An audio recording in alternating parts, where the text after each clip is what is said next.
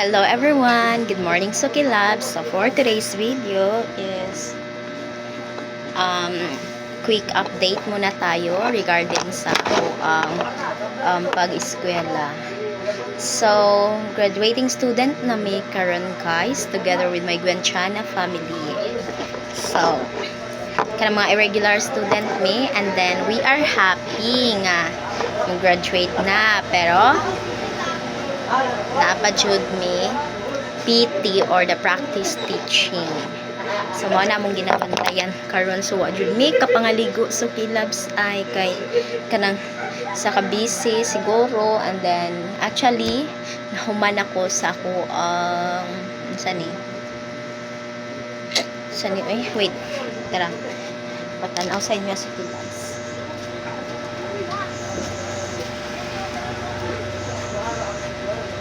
This is my portfolio sa Governor Generoso College of Arts, Sciences and Technology, Poblacion, Governor Generoso Davao Oriental. So, maani akong portfolio nga nahimo sa kilabs in just so dugay-dugay jud siya sa kilabs, pero nagkuan ako ani sa kilabs, busy lang jud kayo. So, participation and assistantship portfolio. Bachelor of Secondary Education, major in Filipino, A Journey of Learning and Growth, submitted by Rogelette Flor Ricardo, 4th BSN Filipino, and submitted to our Practicum Superiority, Sir Payos. So, this is the front page of my portfolio. This is the front page of my portfolio. So, table of contents here. So, ako na lang kuan na lang ko sa table of contents. Panguha na lang dira unsa imo ha para dala diri niya bayad. Understood? Naya kuha ha. The certificate. So, this is the activity log. But, mani ang activity log. Tanay cambio. Wow. Murag kang earring pit. So this is the activity. So this is my activity log. So, FS1, so sayo kaayo mi.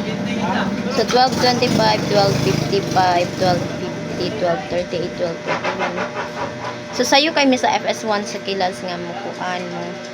Ayan, si ma'am. And then, my curriculum vitae.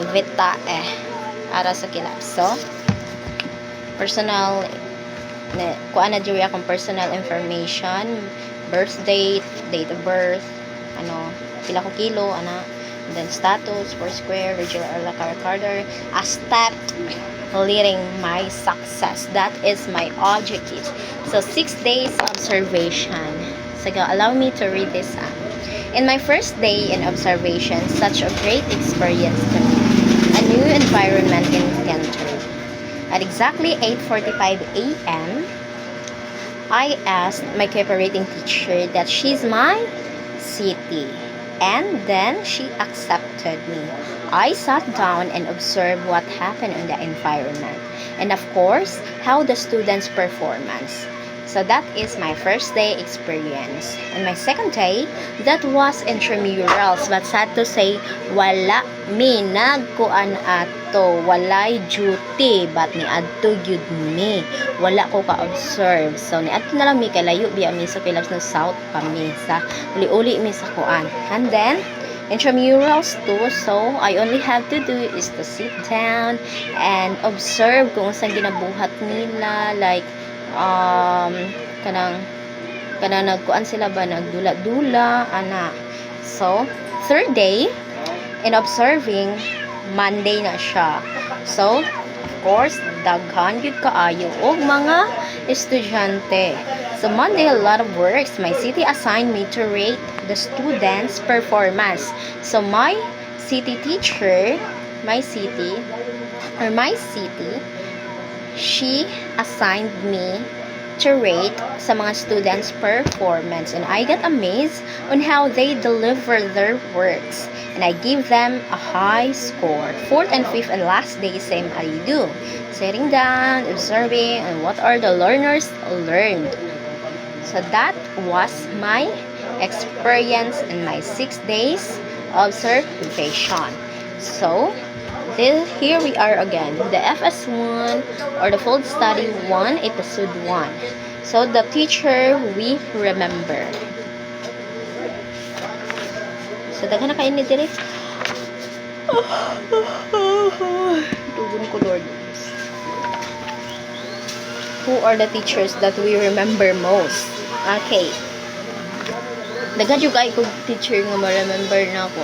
Elementary butan kaayo. Grade 1 ko si Ma'am Hinalo kanang bulok mo kay ko grade 1 sa Kilabs. Oy, grade 1 ko padto ko sa Rambala and then ipakaon ko na chocolate. Siya pa siya naghingit.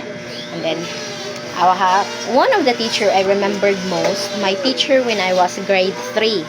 So, si Ma'am Polo. So, patay na siya karon. She's very kind teacher. She give me food and ice candy. Kanang good. So, front, nadyo ko sa front, maglingkod kay namaligya man siya mga puto cheese and then ice candy. Hilig kay kong ice candy sa kilas. Wadyo na akong ginakanya. Ako yung pabantayin sa kilas. No. Niya, tagaan mo ko niya sa kilas. Lipay po po sa kilas. No. And then, I can see to her, she's the best. As I describe, best teacher to me who are kind, giver, and respectful. Another things is the teacher who are good. The number one most important characteristic of a memorable teacher is that they have passion. They have passion for their job, a passion for their life, and a passion of learning, and a passion for their students. Memorable teachers truly care about their students and have a strong desire to see them succeed. So, taas yung kayo siya sa kilos. And sila na magkuhan ani sa kilos. So, yun ako. So, napo ko kuhan ani sa kilos kanang kanang research. So, ang uban ani kay gikuan na lang nako. Nag-research na lang ko, copy paste. So, FS2 learning, episode 7, creating my classroom remote learning management plan. So, I don't know if I do have, naday ko yung management plan, the rules, and the procedures, why is there, what elements in your classroom remote management plan will almost followed and complied with. So, what feedback? Okay, what problems? Oh my god. Sige, thank you.